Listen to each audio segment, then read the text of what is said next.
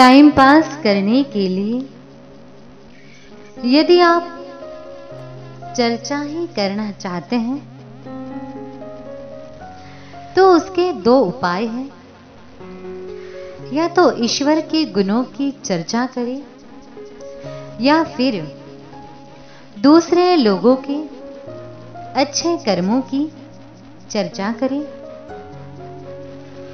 यदि आप ऐसा करेंगे तो निश्चित आपका बहुत अच्छा टाइम पास होगा। बहुत से लोगों के पास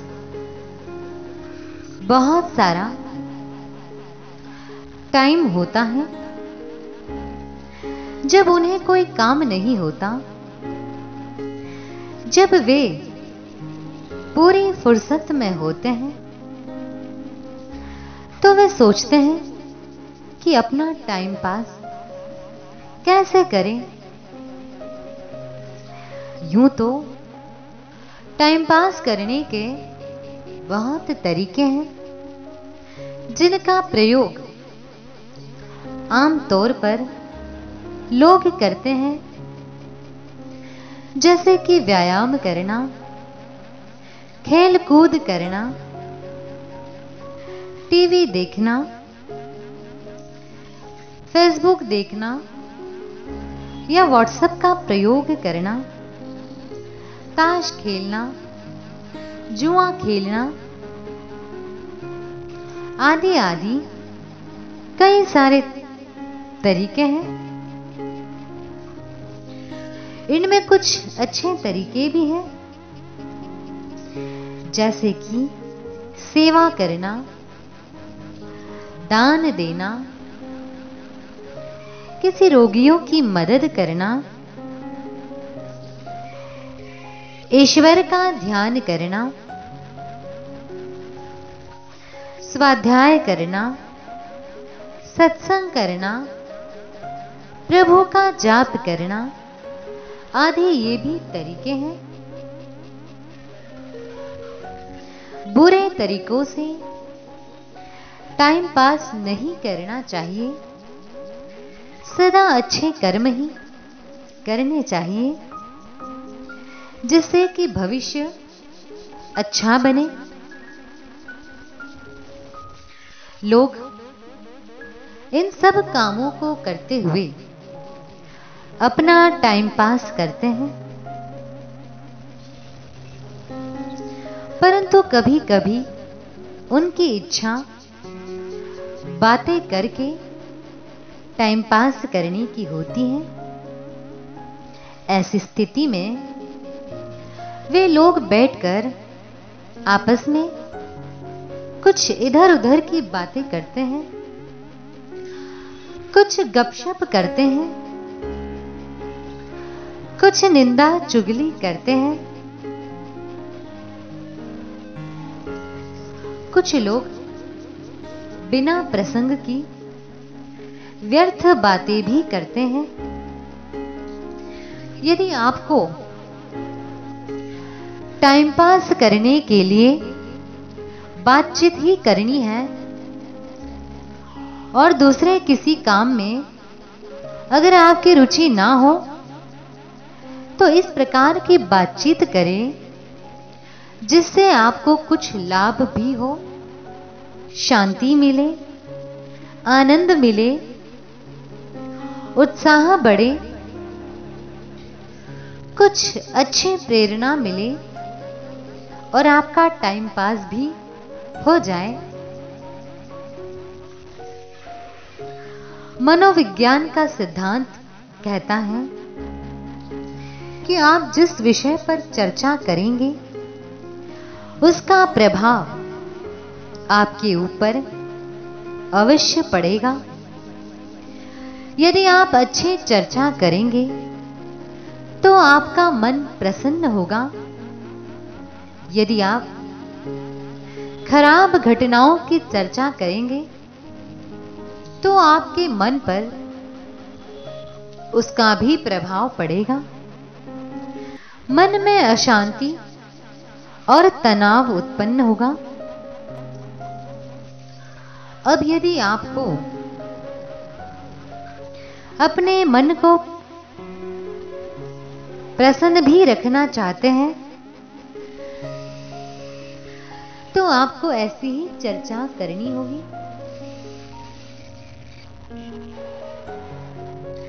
उस चर्चा से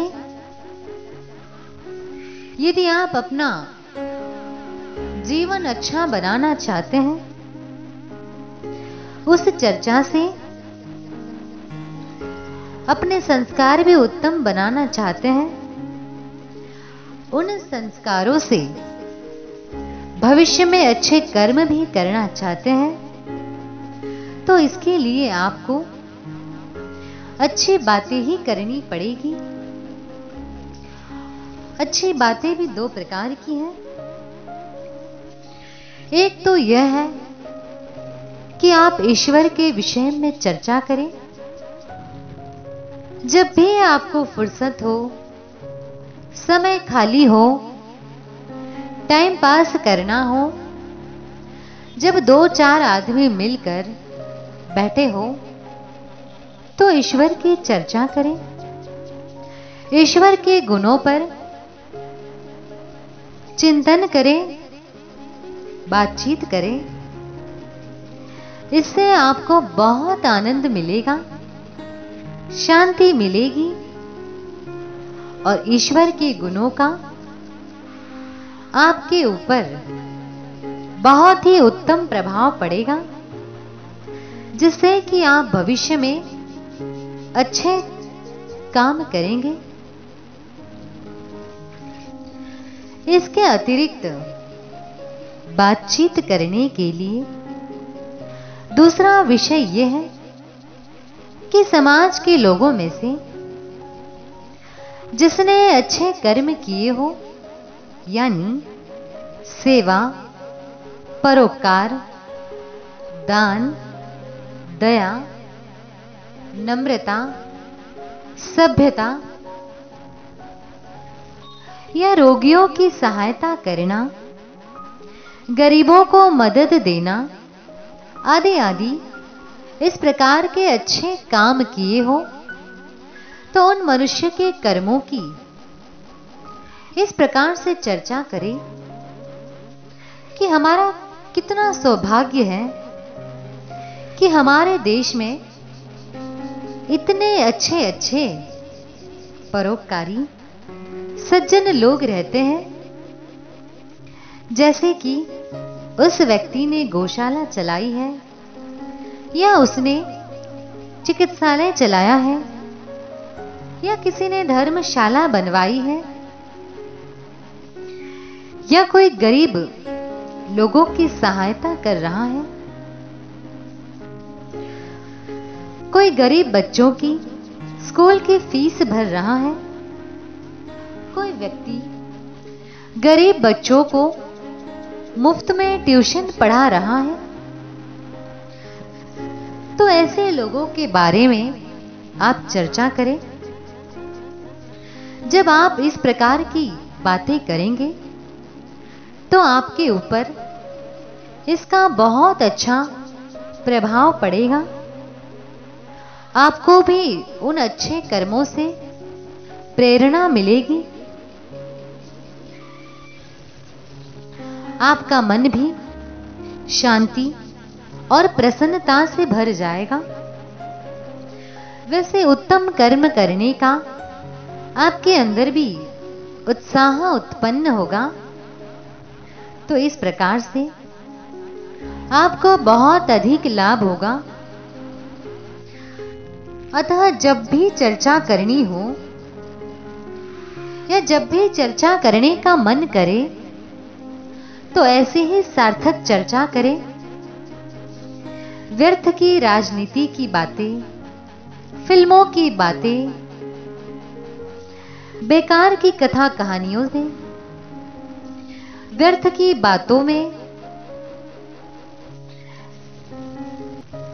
और बेफिजूल बातें करने से आपके जीवन का अनमोल समय बर्बाद हो जाएगा।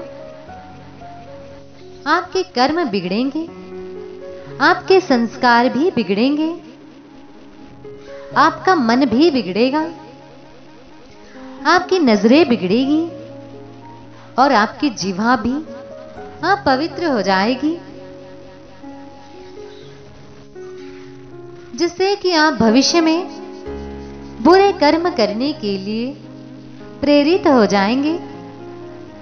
आपके मन में अशांति और तनाव उत्पन्न होगा। ऐसी खराब बातें करने से आपका टाइम तो पास हो जाएगा, परंतु यह कार्य लाभकारी नहीं होगा, बल्कि हानिकारक अधिक होगा। खराब बातें करने से आपका वर्तमान और भविष्य दोनों बिगड़ जाएंगे। इसीलिए इस प्रकार की बुरी चर्चाएं करने से बचें, अच्छे चर्चाएं करें, अच्छे संस्कार बनाएं और देश, समाज, धर्म के लिए भी अच्छे कर्म करके आप उपयोगी बने। इसी में आपके जीवन की सफलता है। ओम शांति।